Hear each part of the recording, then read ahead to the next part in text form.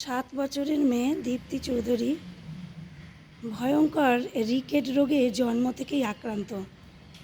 হাঁটতে পারে না এবং কথাও বলতে পারে না। তার স্নায়ু খুব দুর্বল। চিকিৎসা শাস্ত্রে কোনো উন্নতি হচ্ছে না। তাই তার মা তাকে ঠাকুরের কাছে একদিন নিয়ে গেলেন। আর মা বললেন, ঠাকুর বাবা, আমার মেয়েটাকে বাঁচাও তুমি। কেঁদে গিয়ে পড়লেন দীপ্তির মা। শ্রী ঠাকুর বললেন, বড় বউয়ের কাছে নিয়ে যা। তখন সেই মেয়েকে কোলে নিয়ে দীপ্তির মা বড় মার কাছে নিয়ে গেলেন।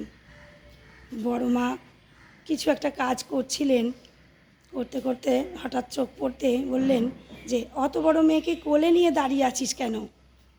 তখন দীপ্তির মা কাঁদো কাঁদো কণ্ঠে বলছে, মা, আমার মেয়ে জন্ম থেকেই হাঁটতে পারে না। ওর কী হয়েছে? সমস্ত ঘটনা শ্রী বড় মাকে বলতে বড় মা বলছেন, দে তোর মেয়েকে, দে আমার কোলে দে। বলে বড় মা সেই মেয়েকে কোলে নিয়ে হাত পা টেনে টেনে মালিশ করে দিতে লাগলেন। সেই সময়ই শ্রী বরদা এলেন ঘরে। আসতে বড় মা বলছেন যে, জানিস বড় খোকা, এর রিকেট হয়েছে, আমাকে কড লিভার অয়েল কিনে এনে দিস তো।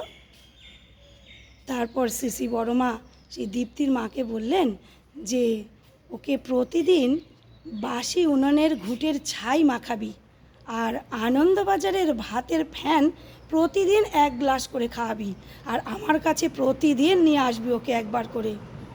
চিকিৎসা সেইভাবে শুরু হলো। শ্রী বড় মার ঘরোয়া চিকিৎসা, প্রতিদিন ওই বাসি উনানের ছাই মাখানো আর আনন্দবাজারের ভাতের 1 গ্লাস ফ্যান খাওয়ানো।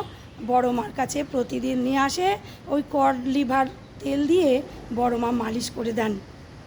তারপরে শ্রী বড় মা একদিন বললেন যে, 2 মাসের মধ্যে তোর মেয়ে সুস্থ হয়ে যাবে দেখিস। সত্যিই তাই। দেখতে দেখতে 2 মাস হয়ে গেল। দীপ্তি হাঁটতে শিখে গেল আস্তে আস্তে, এবং আর 5টা বাচ্চার মতো সে কথাও বলতে শুরু করলো। এরপর প্রায় 3 বছর কেটে গেছে। দীপ্তির এখন 10 বছর বয়স। তাকে স্কুলে ভর্তি করেছে তার মা। স্কুলে যায়, আর স্কুল থেকে ওই দেওঘরেরই একটা স্কুলে পড়ে। সেই স্কুল থেকে যখন বাড়ি ফেরে, বাড়ির রাস্তাটা হচ্ছে রেল লাইনের পাশ দিয়ে।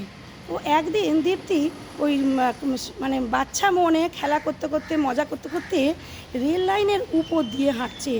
কে একজন বারবার বলছে, এই মেয়ে রেল লাইন থেকে নাম, এই মেয়ে রেল লাইন থেকে নাম। কিছুতেই এই মেয়েটা শুনছে না, আপন মনে মজা করতে করতে রেল লাইনের ওপর দিয়ে হেঁটে চলেছে। তখন কি যেন একজন হাত ধরে টেনে নামিয়ে দিল।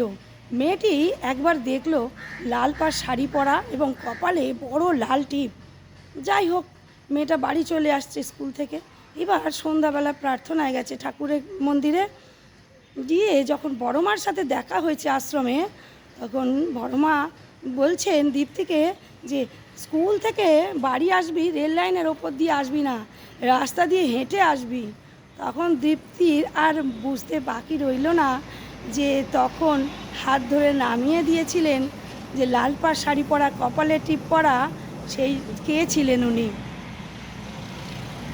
আরেকটি মা, তার স্বামীহারা মা, তার 2টো সন্তান, একটা 12 বছর, একটা 8 বছর, এই 2 সন্তানকে নিয়ে দেওঘর ঠাকুর বাড়িতে এসছেন। আনন্দবাজারে প্রসাদ পেয়েছেন। তারপর যখন বিশ্রাম করতে যাচ্ছেন, শ্রী বড়মা তাকে বললেন যে, তোর ছোট ছেলেটাকে আজকে একটু চোখে চোখে রাখিস। সেই মাটি এই শেষের এই লাইনটার কতটা গুরুত্ব দেয়নি তখন। যাই হোক, মাটি শুয়ে আছে ছেলেটিকে নিয়ে, 2 ছেলেকে নিয়ে শুয়ে আছে দুপুরবেলা। হঠাৎ বিকেলে উঠে দেখছি ছোট ছেলেটি তার পাশে নেই। খোঁজ খোঁজ খোঁজ খোঁজ, চারিদিকে কোথাও ছেলেকে পাওয়া যাচ্ছে না। কান্না কাটিয়ে পড়ে গেছে। শেষে পুলিশের কাছে যাবে সবে, হয়তো যে এবার জানাতে যাবে থানায়। সেই সময় দেখতে একটি ভদ্রলোক তাকে ওই বাচ্চাটিকে হাত ধরে নিয়ে আসছে। প্রায় তখন সন্ধ্যাবেলা নিয়ে আসছে। তখন পরে জানা গেল যে ওই বাচ্চাটিকে কেউ জোর করে ধরে নিয়ে গেছিল বৈদ্যনাথ ধামে, নিয়ে গিয়ে তাকে বেঁধে রেখে দিয়েছিল।